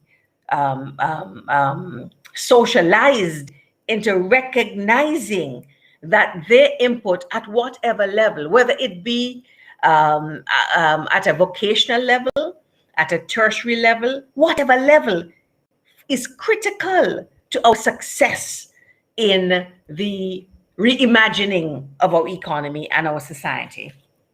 And so having said that, with our 2040 vision as well, we recognize that the curriculum, as we said, must be purpose-driven. It must be tied into the kind of Antigua and Barbuda that we, the people, wish to fashion.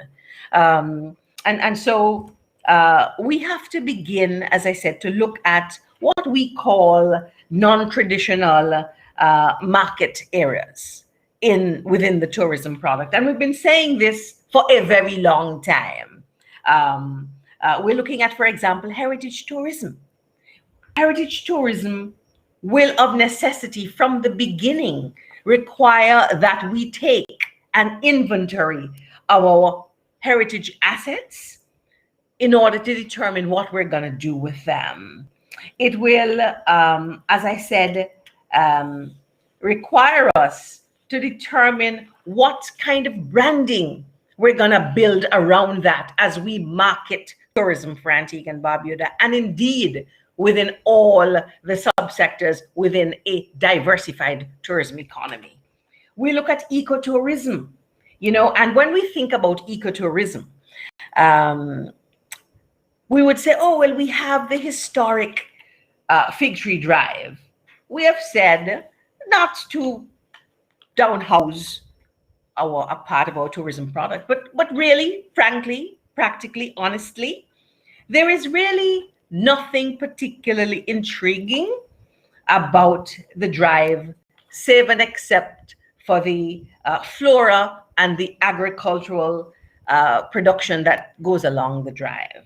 And we're saying, if we are serious about exploiting ecotourism as well as that historic Fig Tree Drive, then we must begin to develop more and new nature trails for people in the country as well as our visitors. And I'm going to just digress for a minute, or pause, I should say, to give complete commendation to the principals and the persons involved in Walling's Nature Reserve for the remarking of the trails, for the upgrades, and for all the dynamism that has gone into that effort over the last several years.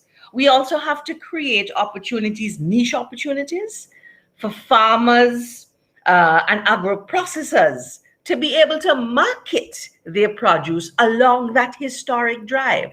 So we must envision that we could, Bruce spoke about it earlier on, we could set up certain parks, miniature parks, where everything that is on offer out of our food belt, because that is one of the food belts in Antigua and Barbuda, that rounds out production, and offer the value-added products from the primary production.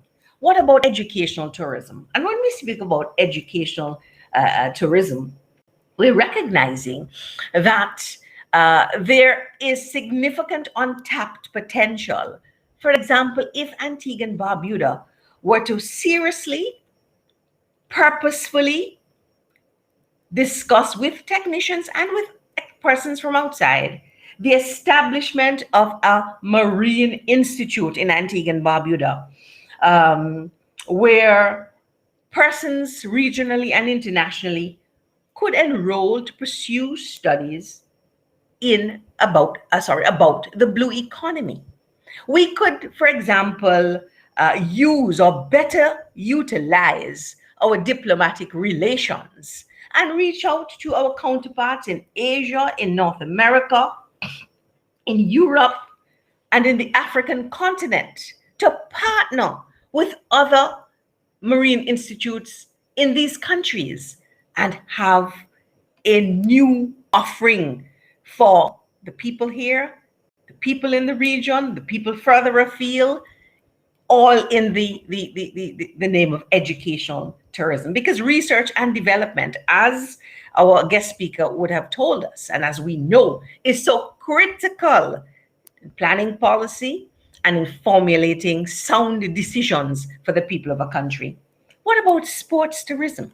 We've been told, and we know that for 75 years, our tourism is quote unquote seasonal, which it is, November to March, April, and thereafter we're in a dead zone. And we're saying in the DNA, we do not accept that. We believe and we know that we can devise through a diversified product these niche areas where the people of the country could be employed year-round in the tourism industry.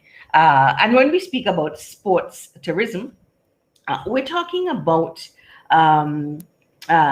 developing opportunities, for example, to sports teams outside of Antigua and Barbuda who may want to come down in a paradise such as we have and have training camps here, not just for their sportsmen and women, but as well to partner with our Ministry of Sports, our clubs, be they football, cricket. We have a growing population from the Dominican Republic. Baseball has become very popular here as well.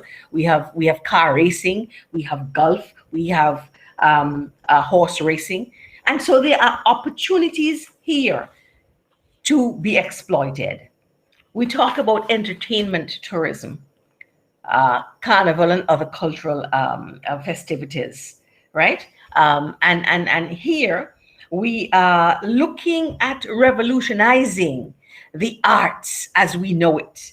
And I mean, DNA is filled with persons who have talents and knowledge. I think about my colleague Malika, for example. Her house just seems to be teeming and brimming over with persons who are involved in arts, graphics, fine arts, and the like. We have to begin to recognize that this is an area that is ripe and right for exploitation.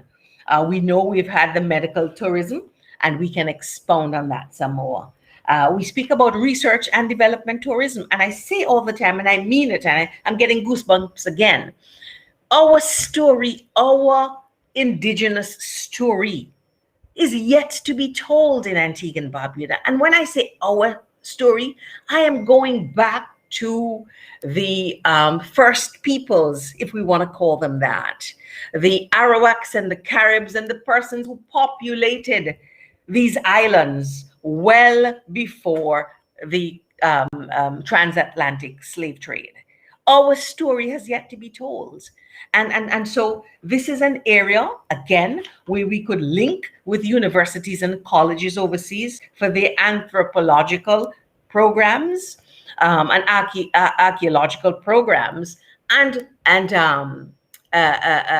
join forces with Dr. Reg Murphy, for example, and offer new opportunities for our students. You know, we're talking also about real estate tourism, and that takes place here to a large extent. But again, the local population, the local people really are not involved as they should be. But we figure if it is properly structured and properly regulated, then we could carve out another niche area for our people. Cultural tourism. And critical to that is culinary tourism.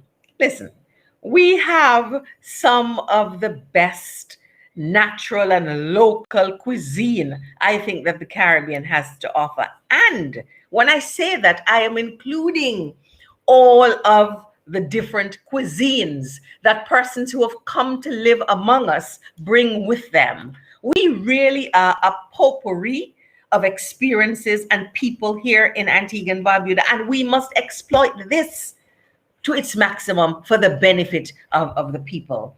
Agritourism, and that agriculture is very dear to me. And again, we recognize that a lot more must be done and can be done for our farmers and specifically our agro-processors. But when we get into the public forum dealing, when I have more time to deal with agriculture in a more holistic fashion, you will hear more about this. And so with all of this, as I said before, our intention is to develop a package of incentives for our local investors, the small level, the micro level, the medium size level, because those on the larger scale are already taken care of, I should say. And so the opportunities are there, waiting for the right sets of women and men to be ushered into government, to work with the people, to support, to inform, I should say, our policies by science and data, recognizing that the technician plays a very important role in the operation of government. And we've heard the criticism time and time again that you are citizen A and B. Today, you get ushered into government and you get assigned a ministry, and all of a sudden, you're an expert. We rubbish that kind of governance because we see what it has done to our country. And so, as I said, this was just to whet your appetite a bit. I want to pause here and to give way to Madam Moderator for her to share your comments and your recommendations and your feedback, and so that we could answer your questions. Thank you so much for your keen and kind attention. All right. Thank you so much, Madam Leader, for that exciting, informative, and educational presentation. We definitely have a lot of comments to go through. So I will just, pick out. Ian says, substance is living in this forum. The new politics is here. Keep pressing on. We definitely will, Ian. I had seen a question earlier that I'm just trying to locate it for us right now. Yes. Denzel says, what are your views on increased focus of the creative arts in schools? What are your views on that, colleague Malika? Absolutely. Well, I precede my presentation, but the creative arts was a big part of that. The creative arts, visual arts, and other cultural arts. Now, the entertainment industry, some time ago, I did this research and discovered that the entertainment industry was actually the second fastest growing industry in the world. Tourism was the first, and that was because we had a lot of new markets opening up to tourism. The entertainment industry is therefore wide open for growth. And I say entertainment because I am also including all of the arts, creative arts, performing arts, all of it, right? It is wide open for growth and development. When you talk about film production, when you talk about music production, when you talk about art, theater arts, and visual arts, there is a lot of room for growth in that area. And so, again, it is important that we are having these forward linkages coming out of education, that we are creating an equal space in our education curriculum for persons who are that way gifted and inclined. That we are no longer having an education system that is one-dimensional and preferencing academia and grammarian education over the different types, which is, the creative arts, visual arts, and like I would have said, STEM subjects, as well as technical and vocational training. So yes, we need that type of purposeful development of those types of skills, that when we do find young people who are that way gifted, that we provide an avenues for them to grow and to develop, and that we do in fact have a market, a job market, a labor market into which they can assimilate, even then and therefore to create business for themselves, to become entrepreneurs. So DNA is already sold on that. It is a big part of our educational plan. And I apologize for not having the time to mention that. Thank you so much, colleague Malika. And, as we said, this is the first in a series of many, many, many, many public forums to come. But in the meantime and in between time, you can check out a lot of these issues from the Vision 2040 right on our website, dnaab.com/issues. On the site, you can learn about the party, become a member, make a donation, read about the issues, and really get to know the ethos of the Democratic National Alliance. So I'm going back into the questions and comments now. Hammer Films says, Our tourism is not run by us. It is driven by foreign interests, whether it is the airlines, the hotels, or the cruise lines. We have no real control and we are at their mercy. They also add that we have to do an inventory of all our natural assets. Most definitely. And Madam Leader alluded to that earlier as well with the work that has been done at places like the Wallings Nature Reserve. Jamil says, we should expand on technology and make Antigua very tech friendly. I mean, that is the field that I am in, and I agree with you 100%, Jamil. There's so much to be gained from expanding on our technology here in Antigua and Barbuda.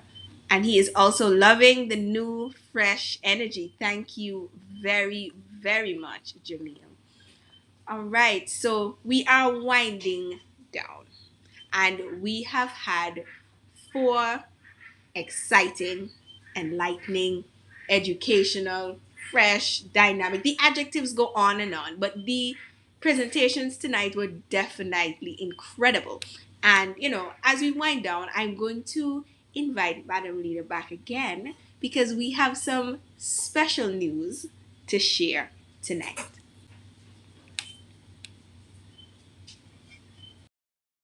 Thank you, colleague Chanel. So we want to say a couple things. We want to assure you that the DNA is on the move.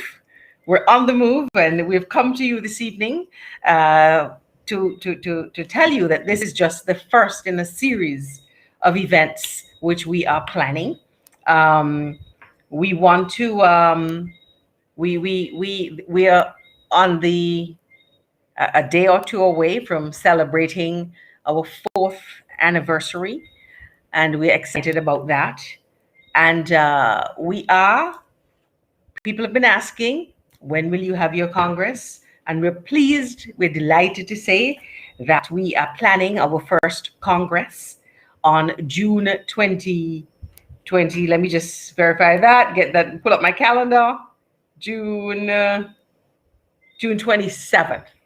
2021, and you'll be hearing more about that. But leading up to that, we are building our membership, and we invite persons to visit our website. We invite persons to fill out their applications for membership. We also have applications for persons who want to be team leaders, because we in the DNA, we believe in building leaders. We are building a cadre of leaders, because the kind of revolutionary type government, the type of new innovations, the reimagination of government requires more than a cabinet of persons. We're going to require leaders at all levels, at the community level, at the national level.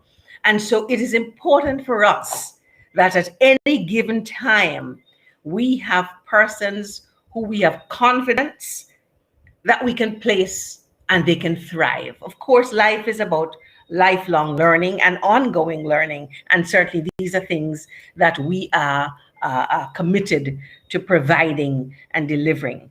Because if we are to catalyze and deliver the transformation of Antigua and Barbuda, we are saying to you that we recognize that the DNA, the leadership of the DNA, the membership of the DNA cannot do it alone. We require all hands on board. And so we invite you to join with us and come on board.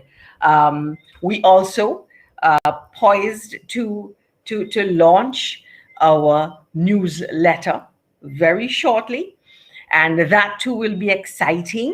And it's all a part of our educational campaign. It's all a part of our inviting persons to recognize that this is what we have to demand in the new kind of politics for Antigua and Barbuda. Not men and women just getting up and saying empty things, making, promises in a manifesto, which colleague Malik and I years ago dubbed the illusions, because they know they have no intention of delivering it. And this again is why we say we are committed to that 2040 vision, where we lay out that long-term development plan and say to you, this is all achievable all at once? No. In first 5 years, we're going to do this, next 5 years, so, right? And so we are excited about these developments that are coming up in the DNA. And we invite you to follow us, keep us on track, and listen, stop any one of us. We invite your comments. Get onto our Facebook page and put your questions, your ideas, challenge us. And as we wind down, we want to remind you, we live in a democracy. It is totally okay. It ought to be par for the course that we interrogate and interrogate anything that any government says to us. And we have to begin to demand a greater degree of accountability at all levels from the people who we elect to serve the interests of Antigua and Barbuda, not their own interests, but the people of Antigua and Barbuda.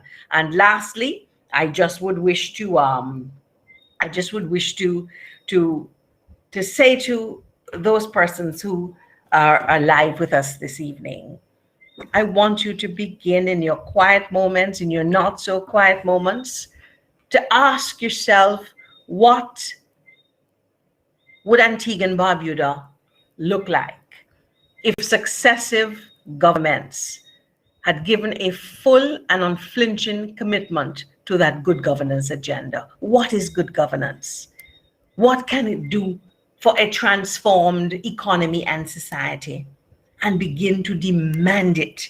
And the things that we're saying, we want you to hold us to those standards, because what we are advocating, those are standards to which we intend to be held accountable. And so this is the new politics. The DNA is the face of the new politics of Antigua and Barbuda. And learn this phrase like a recitation: time for a new kind of politics and a different style of leadership, which is transformational in all of its forms. Thank you so much again for joining us. Over to you, Madam Moderator. Thank you so much, Madam Leader. And that was definitely exciting news. Congress is coming. Save the date, 27th of June, 2021. And people have already started. Okay, good. Y'all got the message. Dropping your applause and even some fire emojis in the comments if you're excited about the Democratic National Alliance's Congress. Now, tonight was amazing. Tonight was different, tonight was fresh, and tonight was dynamic. I enjoyed thoroughly all of the presentations, and I can tell that our audience did as well. So, for all of the comments, the questions, the feedback, we thank you very, very much. And thank you so much for joining us. We did actually have a few viewers on YouTube today. Very, very happy to see that. You can find us on YouTube at Democratic National Alliance. All of the content that we've been sharing on our Facebook and Twitter can be found on our YouTube channel as well. If you're not following us already on Twitter and Instagram, follow us at DNA_268 to learn more about the party, how to join, and our policy platforms. You can visit us online at dnaab.com everywhere.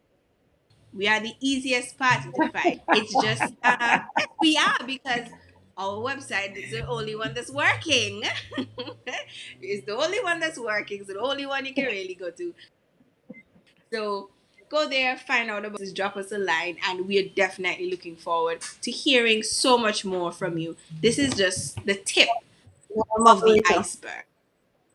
Madam Moderator, before we tune out, I just want to also let our listeners know and viewers know that we are asking them to post their emails in the chat box so that we can add them to our growing email list. They can be the first for news, for DNA News, and to also definitely get the first edition of the DNA newsletter when it comes out. So those who are inclined, I encourage you to share your email and stay connected. Yes, most definitely.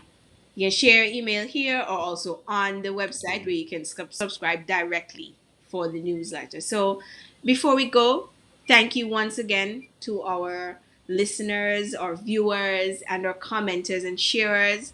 Thank you to our panelists, to our guest speaker, Dylan Patterson, who gave us an amazing opening, to colleague Bruce Goodwin, who followed up quite graciously, to colleague Maleka, who had an excellent and very focused presentation, and of course to Madam Leader, who rounded out the evening quite well. So we are excited to be here, Yes.